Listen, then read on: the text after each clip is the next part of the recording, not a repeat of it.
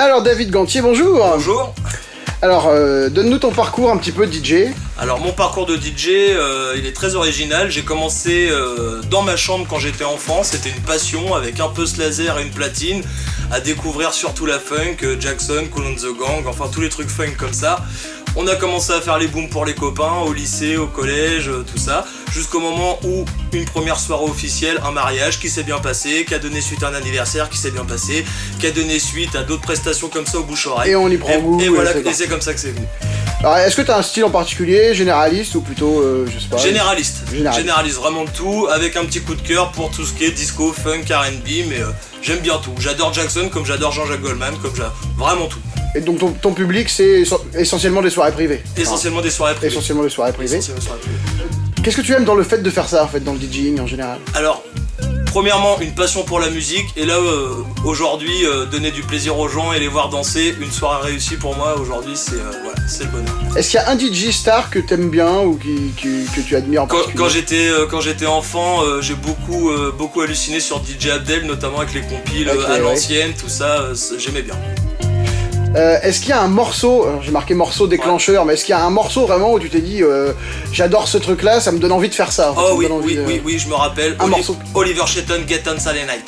Okay. Ça pour moi c'était le morceau qui m'a donné envie d'envoyer du son. Est-ce qu'il y a un morceau que tu as mixé qui t'a marqué à sa sortie en fait? La première fois que tu l'as entendu, tu t'es dit ouah celui-là il va cartonner en fait. À l'époque où, par exemple, Benny Benassi, les trucs un peu comme ça, à l'époque, je trouve que ça tapait bien et en soirée, ouais. Et est-ce qu'au contraire, il y a un morceau, quand il est sorti, tu t'es dit qu'est-ce que c'est que cette daube? Oui. Et finalement, il a marché et tu t'es demandé pourquoi? Oui, les Ozone, là et là. Alors, ce truc-là, je trouvais que c'était horrible et un jour, on m'a demandé de le mettre en soirée, j'ai pas voulu l'assumer, je l'ai mis et ça a cartonné. Et donc voilà. Et j'y croyais pas au début. Alors, ton premier achat de DJ, en fait, le premier appareil que t'as acheté... Ouais.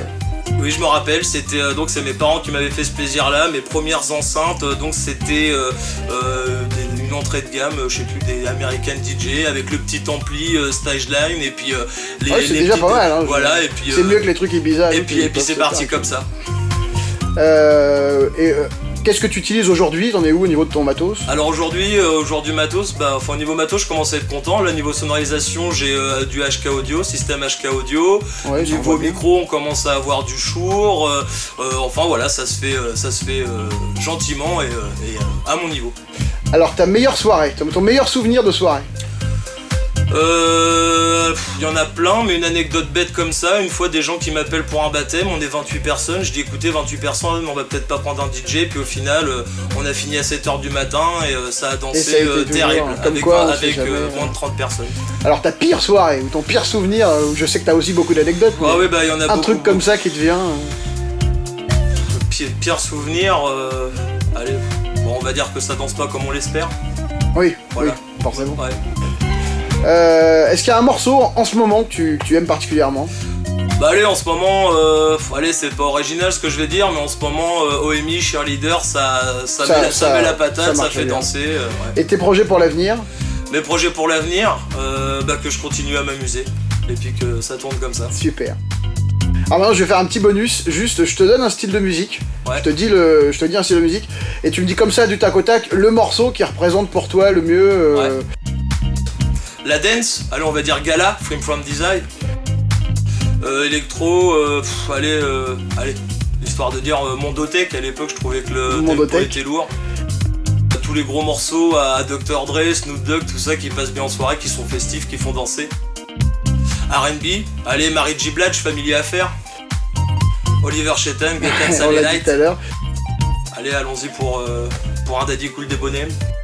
Dancehall, Sean Paul, Température, Sean Paul, tout ça. Ok. Ouais. Allez, Soleil, j'ai envie de dire, les Magic System nous font des super tubes. Allez, on va dire Kassav. Kassav. Le plus beau slow du monde, il y en a plusieurs, mais là je vais aller dans la musique française, il y a le fameux Je te promets qui a été fait par Goldman qui est super joli, mais après il y a L'île Malamour de Piaf qui passe bien, après il y a slow. Écoute, je te remercie beaucoup. Merci à toi.